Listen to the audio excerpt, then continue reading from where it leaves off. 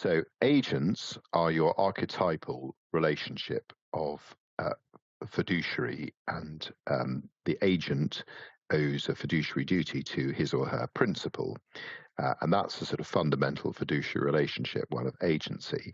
So these principles of forfeiture were developed in the context of agents, and the principle was that if a fiduciary, in most of these cases an agent, acted dishonestly and in breach of fiduciary duties, or in breach of fiduciary duties, he or she could forfeit their right to be paid their commission.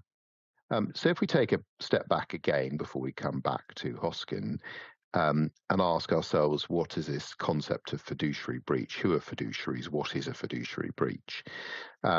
So the classic statement of what a fiduciary is found in a case called Bristol and West and Mothu, and that is the words that I've set out there. A fiduciary is someone who has undertaken to act for or on behalf of another in a particular matter in circumstances which give rise to a relationship of trust and confidence. So that's your classic statement of who is a fiduciary.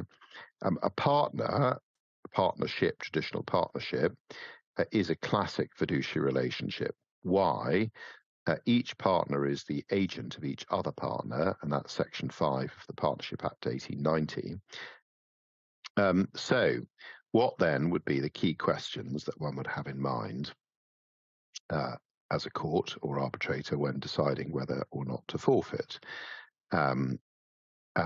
First question, and again, these are also the questions that the firm would need to go through in asking itself whether the circumstances were such that there ought to be forfeiture.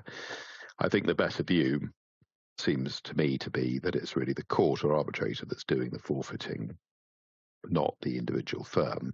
That said, there's a question whether the firm would simply hold on to the money on the basis that they were going to seek its forfeiture, or that as far as they were concerned it was subject to forfeiture, and therefore try and make the partner or member have to go to court to recover the money, at which point the firm would assert that it was forfeit or should be forfeit.